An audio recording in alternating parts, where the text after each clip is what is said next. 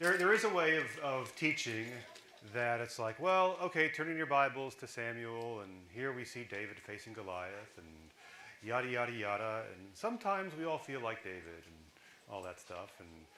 But, we all face our own personal Goliaths, but with the strength of God, we can overcome. And then I go into a sermon, and then you all kind of, there's I could do that if you wanted, but it's kind of, you guys have probably heard that ad nauseum. So I'm going to start off with a thought experiment, let's say. So let's say Elon Musk or some other billionaire comes to Messianic Judaism and he says, okay, I believe in the vision of your religion. Here's $100 billion. You guys now you have a much larger budget than the Mormon Church. You guys can go ahead and really launch your own religion in force, And so at some point, we've been in this building for a while. There's always that building fund that sort of just kind of sits there inertly, So, but now that's no longer an issue because Tikvas has an endowment of like $10 million to build a building. What would Messianic Jewish architecture look like? And is architecture important to religion? I mean, we all watched aghast as the Notre Dame Cathedral burned to the ground, right? This ancient cathedral that was there since the time of the Crusades, what have you. We're not even Catholic, There's something to be said about curating sacred space to look like a place that your soul wants to live in, if that makes sense. And so, something to think about. What would a Messianic synagogue look like if it were well architected and not an industrial building like this, And so this is From Faith to Form, Architecture and Sacred Spaces of Judaism. And I'll cover some Christian churches as well. And I'll give you a broad survey of how ideas and faith ideas are put into three-dimensional space. So, anyway. So, I'll start off with this idea called aniconism. It's the absence of artistic representation in natural and supernatural worlds. In other words, since we're people of the book, not people of the image, we overcame the pagans and like the Philistines. They would worship their idols and their gods. There's always this, even today, there's this loathe idea that we have in religion of having images in the act of worship. And here you see the French magazine Charlie Hebdo. It was I think bombed or shot up by an Islamic terrorist because they depicted the Prophet Muhammad in an unsightly way. And here is a funerary deity from ancient Greece. They didn't put a face on it because even sometimes the pagans thought that it was too crass to create an image. So aniconism is an ingredient within Judaism and how it expresses itself in art and in architecture. So it says it right here in Deuteronomy, Devarim. Break down their altars, smash their sacred stones, and burn their Asherah poles in the fire. Cut down their idols, the idols of their gods, and wipe out the names of those places. And this is from Avodah Zarah, Talmud tractate Avodah Zarah. Rav Yehuda, son of Rav Yehoshua, said, I heard in a lecture of Rabbi Yehoshua said that there is a different reason why one may not fashion a figure of a human face. The verse states, You shall not make with me.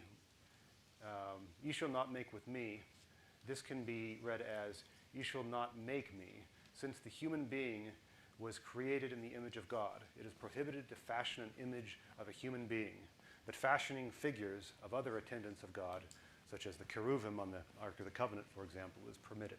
So that might have been actually one of the many reasons that Jews throughout the centuries, looking at the Catholic cathedrals and seeing the naked body of a man nailed to a cross, that might have been a turnoff to them. And so aniconism often uses something called negative space, vacuity. Here's Solomon's temple. And there isn't some idol right here in the middle. Rather, there's an emptiness. there are powers of the heavens around, these sphinxes, these cherubim, but there's no central idol. It's emptiness. It's like it's an empty vessel through which the Shekhinah, the presence of God, can move. And so in iconism, actually, you can see it. There's something called the Bird's Head Agada, which dates from the 1300s in Germany. And it depicts all the Jews with birds' heads. And they did that because, again, Jewish people do not like to create the human form. And that's always been a hang-up. In fact, there's I think a book by Chaim Potok called My Name is Sholem Ash, in which a young Jewish artist is trying to make his way in the Hasidic community. And he can't really make much headway because it's such a verboten thing to become a drawer of pictures, a creator of images. So anyway, that's a place to start. And of course, here's the Bildensturm, the Protestant iconoclastic fury, tearing down priceless pieces of art, mindless savages going to work with hammers and destroying timeless art. And I mean, I don't agree with Catholicism necessarily, but this is just ogreish. So, so anyway, and because of that, patterns have often, in sacred geometry, has often, like stars of David, things of that nature, or in Islamic architecture, calligraphy has often replaced uses of the human figure and icons. We see this right here on. I actually have this. This is something I own. It's a steel plate from the city of Toledo, Spain. I purchased it back when gold wasn't too expensive. So back when our dollar meant something, right? So anyway, so there's this idea in religion. It's called sacred geometry. I will go over some biblical concepts as well as some Kabbalistic concepts. And as I do, just know that I'm not telling you on the edge of, on the bleeding edge of Kabbalah that you need to believe this. You need to buy into this. I personally think it's part of the Jewish story, but if you're going to study Jewish history, Jewish art, and Jewish architecture, you have to understand Jewish mysticism. Sacred geometry is all around us in so many ways. So, for example, I once heard a pastor say that the cross is a symbol of convergence, where the horizontal intersects with the vertical. That's sacred geometry. That's all that is. So I'm not telling you to draw a figure on the ground and try to summon something. That's not what that is. So sacred geometry attributes symbolic and sacred hints to certain geometric shapes, ratios, and proportions. It stems from the belief in a divine architect of the universal order. And this painting right here is from William Blake's Ancient of Days. And you can see his fingers. He's making like the capstone of the pyramid, God, architect of reality. Now, technically that's not God, otherwise I wouldn't put it up there. That was just sort of a mythological character from William Blake's archives. But nevertheless, so in archetype, when you look at an image of a square, what do you think? What ideas come to mind? Parallel sides. What else? That's good.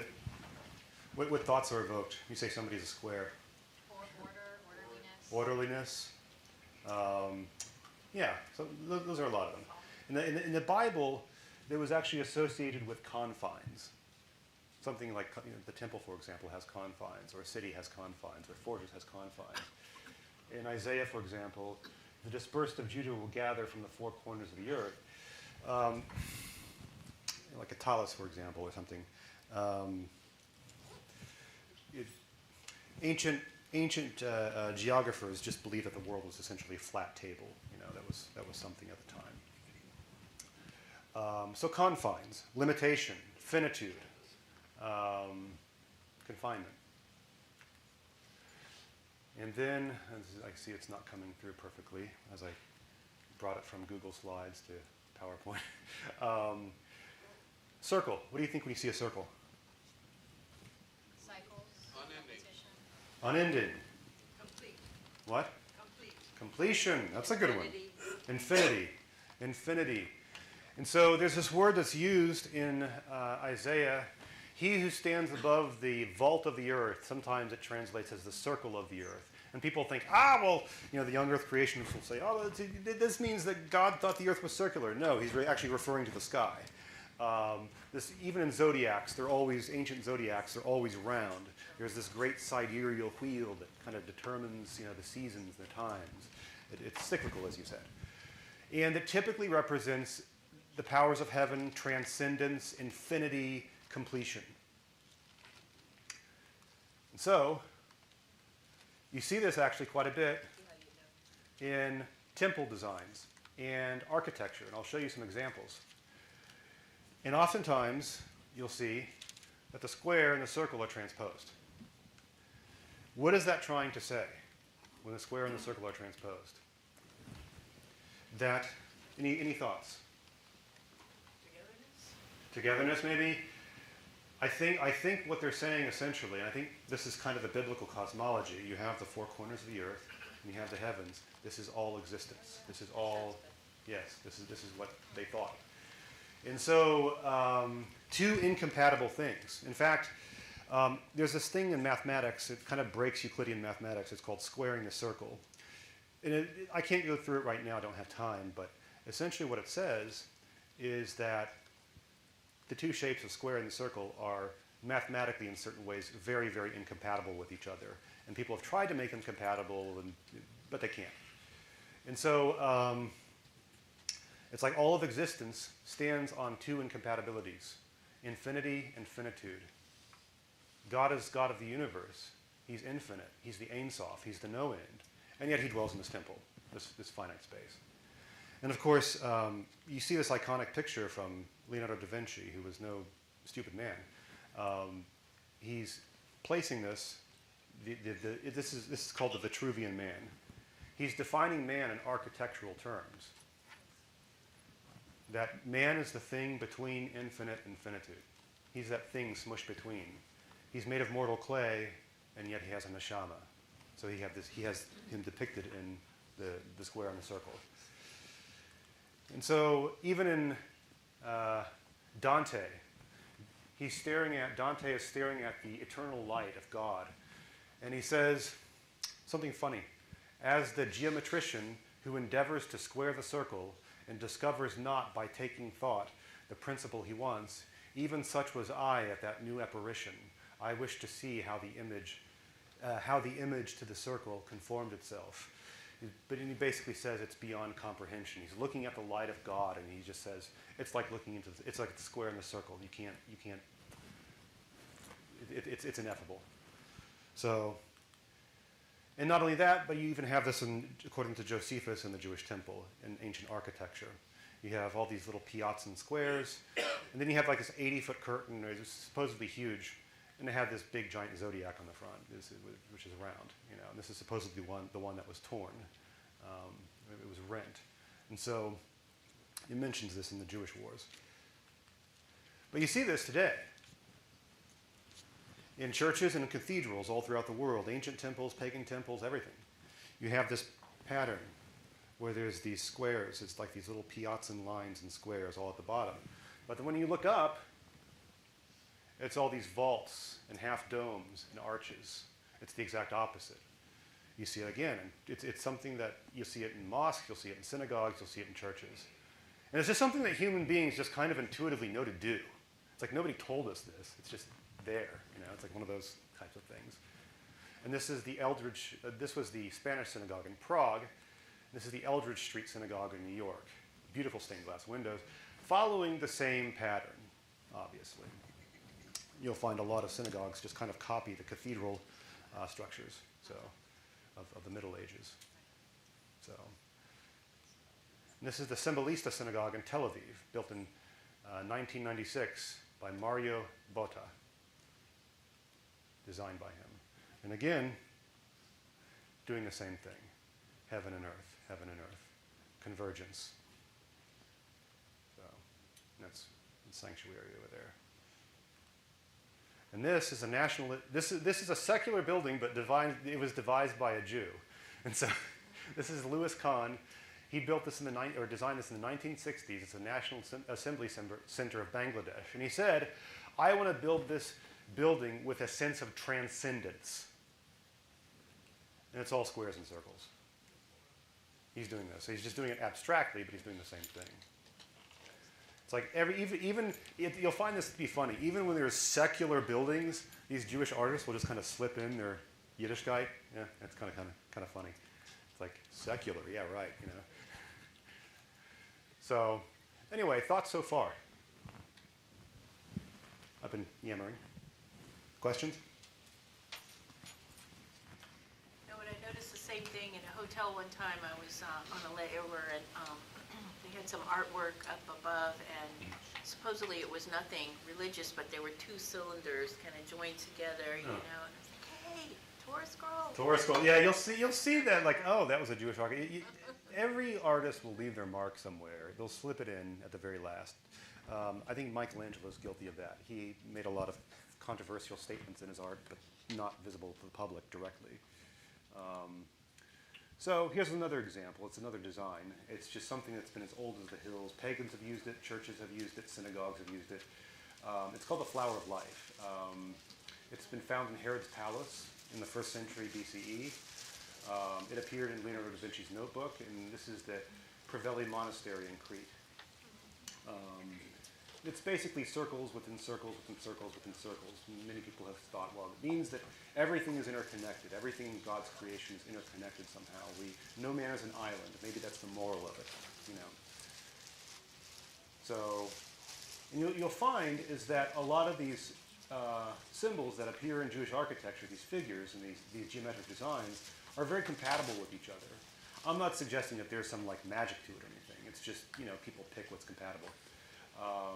The Mogan David, for example, it actually has alchemical origins. The oldest undisputed example is on a seal from the 7th century BCE found in Sidon, belonging to one Joshua bin Asiyahu. It was used by the Arabs as a hexagram, as like a protective seal, and was associated with the Seal of Solomon and the Ring of Solomon. And of course, Kabbalists have popularized it as a symbol, like a talisman against evil spirits, like exorcism, like a cross or something against demons. And then it became a distinctly Jewish symbol in the mid-14th century when the Holy Roman Emperor Charles granted the Jews of Prague the right to carry a flag, and they chose the 6-pointed star. And the rest is history. So, kind of accidental. And of course, the medieval Kabbalists talk about the Sephirot, that they believe that God's nature, his self, couldn't be understood, that God has revealed attributes that interact with each other and the world, and they're known as the Sephirot. The Sephirot represent 10 emanations of God's divine light into reality, often depicted as a structure of interlocking forces, referred to as, called cumulatively as the Tree of Life. The Sephirot appear in the Holy Zohar, literally the splendor, a foundational medieval work of Jewish mystical thought, further elaborated by Yitzhak Luria. So you have all the 10 emanations or characteristics of God that supposedly he used to create reality. And they're probably getting that from the 10 utterances that God made in Genesis, or the 10 commandments. So that every time God creates something, he does so in tens. And so you see some examples of this. This is the North Shore Synagogue at Kings Point, New York, designed by Alexander Gorlin Architects. He's actually the author of this book. I got this. I'm just donating it to the synagogue because I have no Kabbalah in art and architecture. So here you see the Metatron cube, which is basically a three-dimensional Star of David. And it plays all these wonderful designs of light, and then below it you see the 10 Sephirot, the 10 emanations of God. There's this big emphasis in Judaism on light, light piercing the darkness, light, light, light. And here's it again, and how the building is built to just kind of capture light and send it down in shafts, or scatter it here.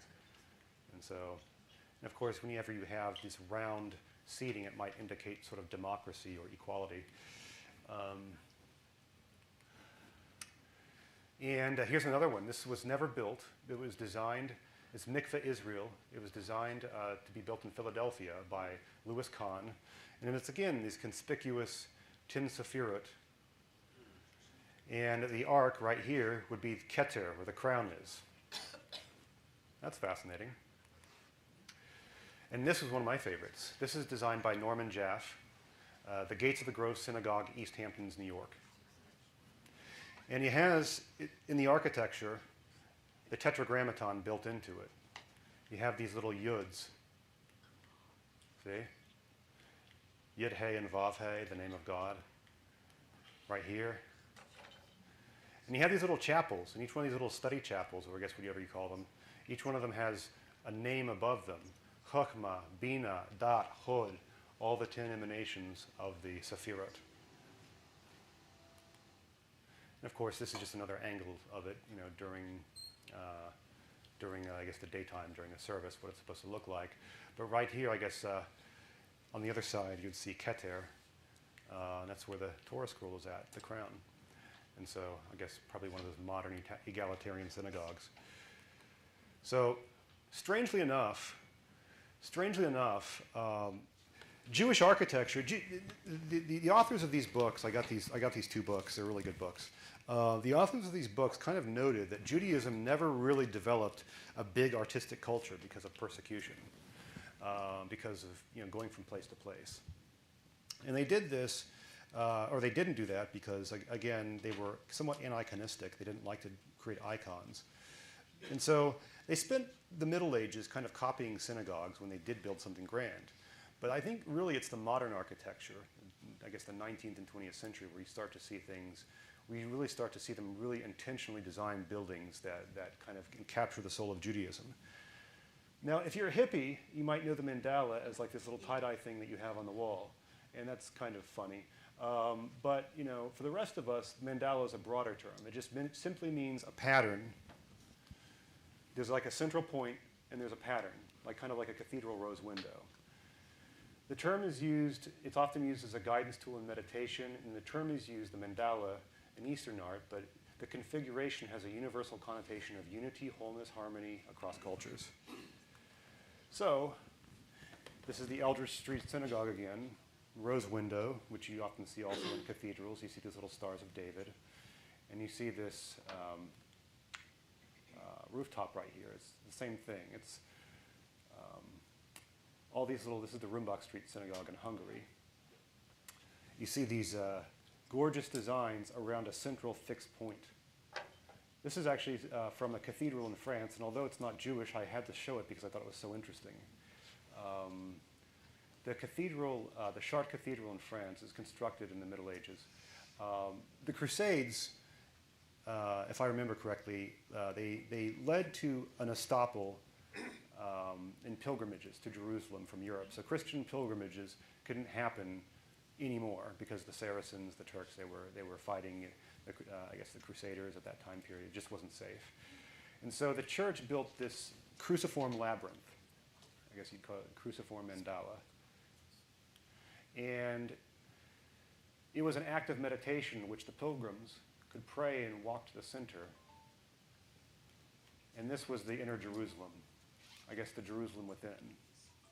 So it was designed to be sort of an act of meditation. And so it was sort of like the Jerusalem of our dreams, the Jerusalem that the Muslim invaders can't take from us. And that was very fascinating. It's in the Chartres Cathedral. It's still there today. Everybody walks this labyrinth, this sort of an act of pilgrimage and meditation on the holiness of God. So, and this is from Aldous Huxley. A labyrinth of sonorous colors, sliding, palpitating labyrinth that led by what beautifully inevitable windings to a bright center of absolute conviction. Of course, here at this stained glass, you have the tetragrammaton, the name of God. So, it's just one of those things that kind of universally comes naturally to people. You see it in every culture. Every stained glass window in every culture has some sort of mandala. The Buddhists have it, the Christians have it. It's like, we just have to have this central point and make these beautiful patterns around it. And there's something, what is the content of that central point? We don't know. It doesn't say. But it's like there's something so special about it that everything must move around it. It's sort of the axis mundi of everything else. At what point did the Magen David, the Jewish star, to your knowledge, come as a symbol? Because my understanding is that it actually does not date to antiquity. It doesn't. It's a more modern adoption. It was a universal symbol, I think, throughout the Mediterranean is what it seems. Pagan cultures used it, Jews used it. It was just a seal symbol, like a protection symbol, a talisman, sort of like the Hamsa, what have you. And then during, I think it was the Holy Roman Emperor declared that the Jews could have their own flag. I think it was in the 14th century that was kind of decided upon. So the hexagram just became a symbol of that. So it's kind of fortuitous. Go ahead. Prior to this, in ancient times, the menorah was the main. Exactly. Menorah was the main symbol, yeah. Yeah. So now this is an idea from Kabbalah, and again, I'm not telling you like you need to believe this. I mean, it's something I find fascinating and something that some people here study. But in the beginning, there's this idea that God was everywhere and omnipresent. God was what you call the Ein Sof, or the no end. And because he was everywhere, he needed to create a space in which existence could flourish. And so he contracted himself, kind of like a bubble within himself. And he made a space where he kind of recedes. He's not fully there. And he does this because, if he created existence in there and then kind of intruded, then he would just do and be everything, and existence couldn't really exist. It couldn't happen. And so this idea of contraction is called tzimtzum. And then from there, there's this idea of kav, the creative light of God that pierces all the worlds that God created. And so one by one, this seminal light just streaks through the void. This logos, this Torah, this the speech of God, this creative act, these words of Hashem. And it's often just depicted. So they call this out here the infinite light, and this in here the finite light. So this brings us to light and void in architecture, Jewish architecture. So this is the Salk Institute for Biological Studies, designed by Jewish architect Louis Kahn, who leaves his mark everywhere he goes. This place has been known to make architects weep when they see it. It plays on all these ideas of light, sky, and void in creation. He's definitely leaving a mystical mark here. So essentially, you have this like little reflecting pool right here, this fountain, and it goes to this vertex, this vanishing point. And each one of these buildings, right here, on the left side, right side, these outbuildings. So it's nighttime, everything's darkness, it's tohu bavohu, formless and void. And then, like a vector, a laser, the speech of God penetrates the darkness. Yeah, intentional building. And then it gets brighter and brighter. And so it's kind of like all throughout the day, you get this, as the morning gets large, as the morning grows, it's like you have this beam in the darkness, piercing the darkness. The darkness does not prevail against it, right? And then all these buildings get illuminated on the outside from the center, kind of like that. And so it's like, it's harkening back to that creative act of God, the kav, the void, and the concentricities. Jewish architects leaving their mark on quote-unquote secular art. And this is a church. It's the I didn't say this right. Ibaraki Kasugaoka, the Church of the Light. That's what it's called. It's designed by Tadeo Ando. And although it's a church, Alexander Gorlin, this author, was like convinced, like this is totally Kabbalistic. This is totally Kabbalistic. Because you have this theme of like void and darkness and like this inert stuff. And then like it's just like a laser carving through it, you have this cross. There is no cross in this church. There is no physical crucifix. The crucifix is light itself.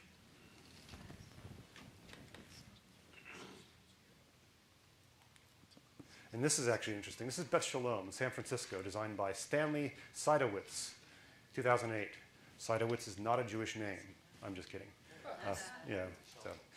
So he was thinking about like a basin, like a vessel. And vessels are sort of a theme in the Kabbalah.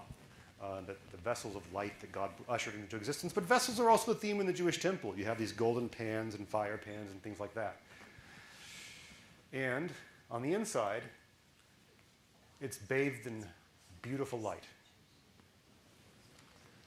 These endless streams of light. And I would suppose, and maybe I could be thinking, that perhaps that the ark is down here and that the rabbi and all the attendants are down here, as though to suggest that we are your servants.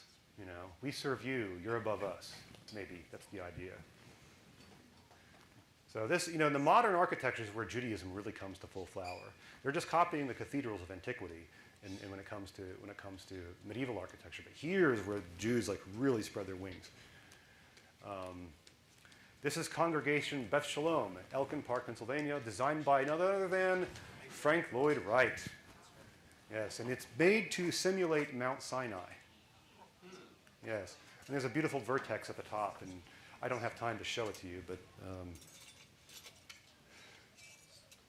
so thoughts so far. Well, how would we design, if we had a $10 million, $20 million endowment, whatever, and we just, some philanthropist came along, or some Texas millionaire who was really into messianism, Go for 40. For 40? Bigger. 40, yeah, bigger's better. Bigger's better.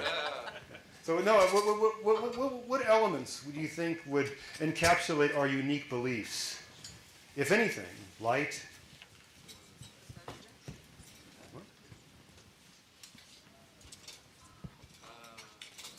I don't know if I have the definitive answer, but No, yeah, I will say that, beautiful images, obviously, and wonderful architecture. The emphasis, of course, seems to be naturally on the past 1,000 years, notably the past 500 years, simply because we just don't have a lot of architecture from, first century earlier, right?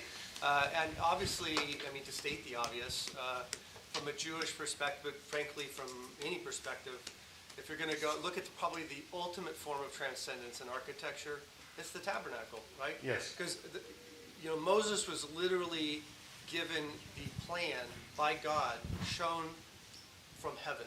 Yeah. So, there's a temple in heaven, Yeah.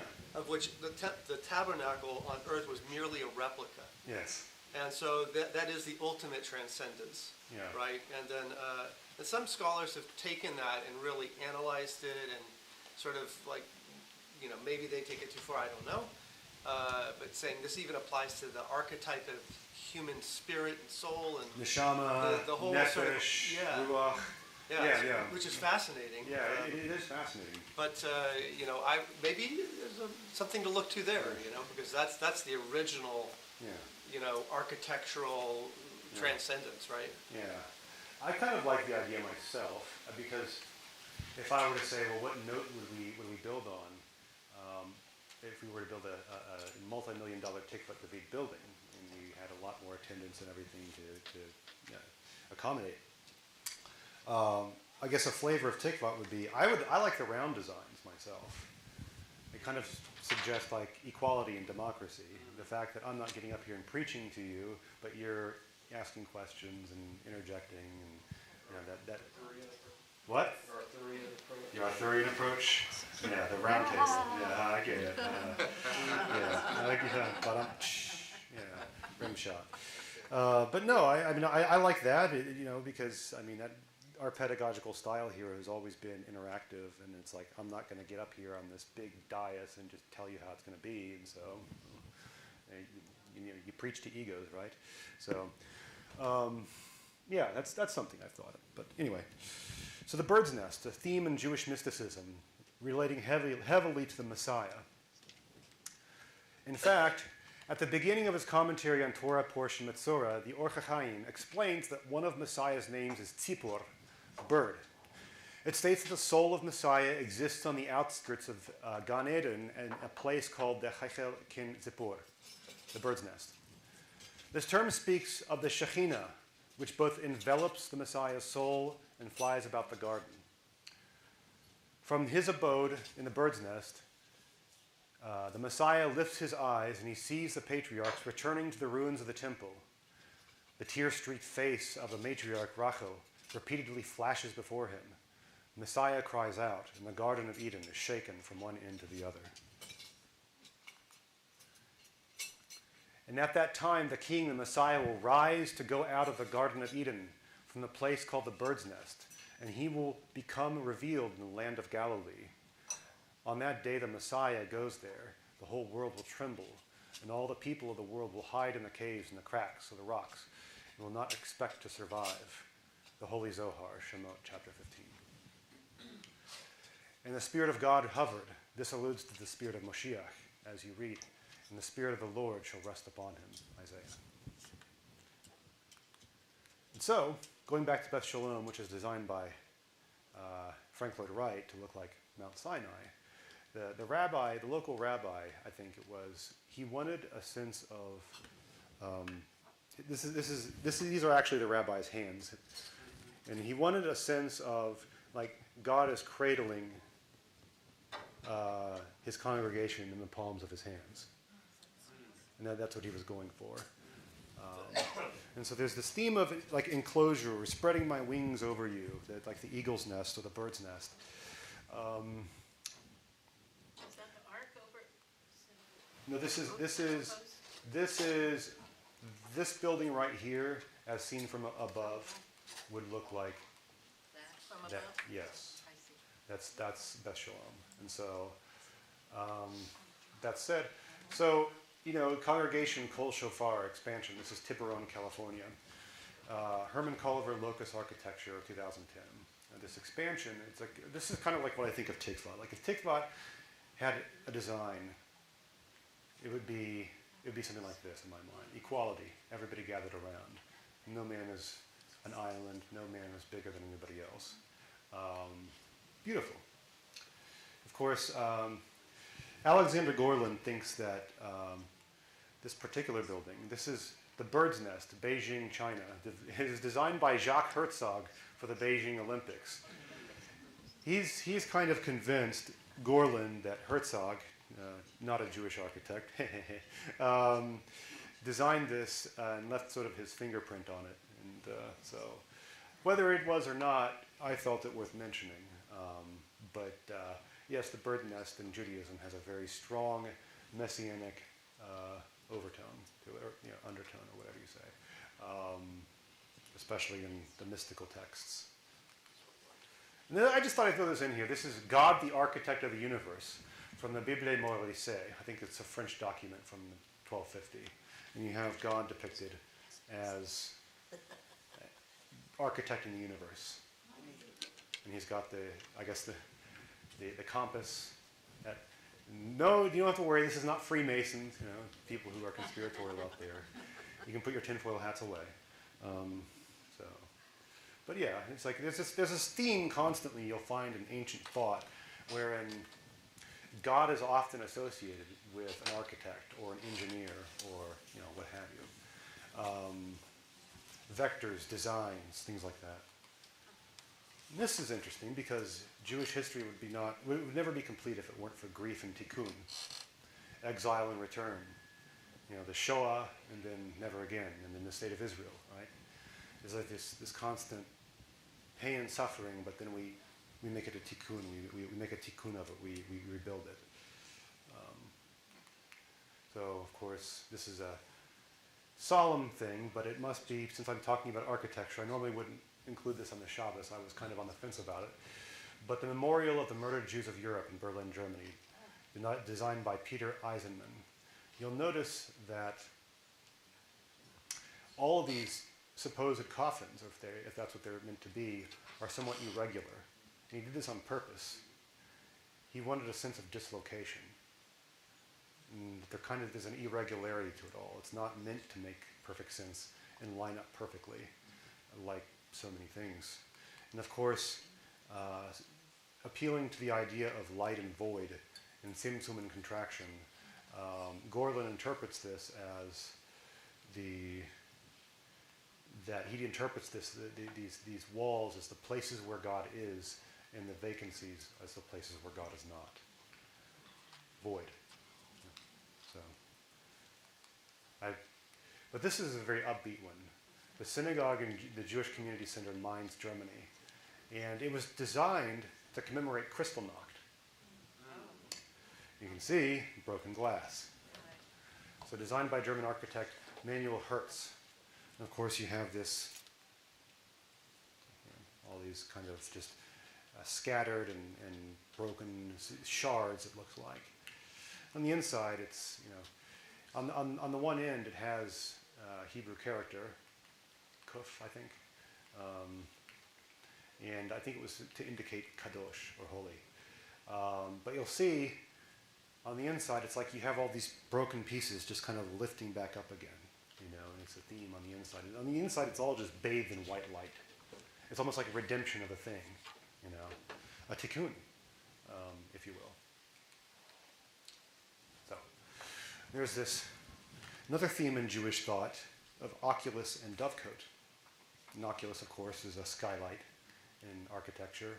And a dovecote is a place where you keep doves. That simple. It begins with the ark. Noah, he builds a skylight, and he releases a dove. And there was a synagogue that was proposed, but it was never built, unfortunately. It looked like this amazing, almost like alien temple. They should have built it, but it was like, and it played so much on skylights. It poured in so naturally. It's like the light was the wall itself. The play with light and shadow in chiaroscuro was just sumptuous. And it was supposed to replace a synagogue that was the Hurva synagogue that was destroyed in the War of Independence of 1948, but it was never built. And that's sad because they should build it somewhere, because just the pictures I've seen, it just looks so amazingly, there's nothing like it. But it's full of skylights. So put a pin in what I just said about skylights and doves. This is from Jewish mythology. God has a tree of flowering souls in paradise. Souls in Judaism are either compared to fruit or birds, one of the two, fruit buds or birds. From this tree blossoms forth all souls, as it is said, I am like a cypress tree in bloom, your fruit issues forth from me, Hosea. And from the roots of this tree sprout the souls of all the righteous ones whose names are inscribed there. When the souls grow ripe, they descend into the treasury of souls, where they are stored until called upon to be born. From this we learn that all souls are the fruit of the Holy One, blessed be He. Tree of Souls, mythology of Judaism. All the things that I have told you, we have written. Sit and write all the souls of mankind, however many of them are born, and the places prepared for them to eternity, for all souls are prepared to eternity before the formation of the world. 2nd Enoch 23. And of course, Rabbi Luria, he believed that the sparrows chirped so joyously because only the sparrows could see the souls of men descending to be born in the world, little babies being born. And so, now this is funny because the idea of the soul's preexistence is absolute heresy in Christianity, but yet it's in Enoch, which Paul quotes, or Jude quotes, excuse me. So, go ahead. Something I'll add. So in the Tanakh, it talks about being in the loins of your ancestors, right? And so what's interesting is with the modern study of genetics, the code of life, one of the things we learn for anybody who's kind of gone down this very fun rabbit hole, is that there is literally like a taxonomy or a tree of human genetics that goes back to, even secular people recognize, you have mitochondrial Eve, Y chromosomal Adam. Yeah. So you have literally a man and a woman, genetically we all descend from. Yes. And so there truly is a tree. A tree of life, literally a tree of life. A tree of life. It fractals off. It does exactly what you Now, said. whether there's a spiritual DNA to kind of match that, Okay, as above, so below. maybe, I don't know. But, the scripture does say, in the loins of your ancestors. Yes. So maybe not as abstract as some of these concepts, but nevertheless, a tree through humanity itself. Yes. And so the Orthodox believe that, in fact, there's a finite number of souls in the well of souls, the guf. And once it's drained, the world will end, and the final soul will be the Messiah, or something like that. That's how they. And so they have so many kids, I would imagine, because they believe that they're completing the world. They're making tikkun olam. They're building the world, this God, Peru or Vu. And so you see these columbarium caves. I think this is something that's kind of stamped in Jewish consciousness. These columbarium caves, they're dovecote caves, and they're in the Judean lowlands, and they date back. They're just basically dovecotes, and they always have these skylights that pour down light, and these doves just come in and out every day. I would imagine that when they were operating, they were just so chattering and noisy. A well of souls. So, Oculus and dovecote. So,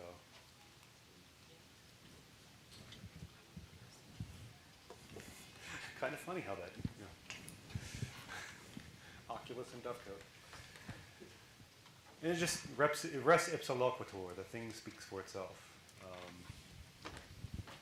That perhaps there's something stained, stamped, emblazoned on the Jewish consciousness that just keeps resurfacing as much as history tries to suppress it. That everybody's a soul from Hashem.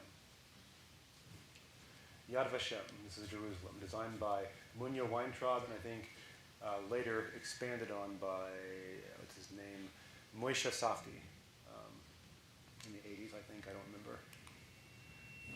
I'm sorry. And of course, it's designed to be somewhat claustrophobic, and the building looks like a prism. And there's actually a walkway in it that's it's prismatic in its design. But it creates this sense that you're sort of descending, further and further into this mountain, if you will, just going lower and lower. But at the very end, you weren't descending. You were actually ascending. You thought you were descending, but you're ascending, you see. That's like so many things in life, And so you see this horrible thing that precedes you, all these recounted tales and these memorized souls, but then you open up to this broad purlieu, this echoing vista of a flourishing Jerusalem and restored state of Israel. Like that was made into a tikkun, that was built, that was repaired. So. With the forest there, trees planted for those who died, it's a Yes. symbol of life that you're looking at. Yes, exactly. And so you're looking out at a symbol of life, and you're looking out at the land of Israel free and independent for the first time. 2,000 years have come to an end, And so it's like that, that's terrible, and it will always be terrible. But, God has other plans. And so this is some idea I kind of glommed upon. I like Marc Chagall. He's a famous Jewish painter, and he has a lot of messianism in his paintings. And I had this idea that perhaps there's some crypto-Judaism in the church, in the architecture of the church from time to time. Now the magicians of Egypt also did in like manner with their enchantments, for they cast down every man his rod and they became serpents. But Aaron's rod swallowed up their rods. Just as Amalek represents the epitome of evil, so does the positive snake represent the epitome of good. Mashiach himself is referred to as the holy snake, or the holy serpent, as alluded to by the phenomenon that the numerical value of Mashiach, 358, is the same as that of the word Nachash, snake. In the Zohar, it is said that when the holy snake, Mashiach, will kill the evil snake, overcome the fear of insanity, he will thereby merit to marry the divine presence, the divine princess, to unite with the origin of the souls of Israel, and so to bring the redemption of the world. So you read in John chapter 3 this idea of a serpent being elevated. This is par for the course, and it goes really, really deep into Jewish mysticism. But this is there's the Chagall stained glass windows. He designed the stained glass windows of what is the Fraumünster Church in Zurich, Switzerland. You can see in an abstract form a Messiah, Ben David, not a meek Messiah, but a steely-eyed ruler of the world, descending in power and glory in his red robe, his blood-dipped robe, and he's holding on his hand a white serpent. Not a green one, a white one. Bit of cryptic, perhaps Jewish mystical thought woven into the imagistic power of revelation. Anyway, blessed art thou, O Lord our God, architect of reality.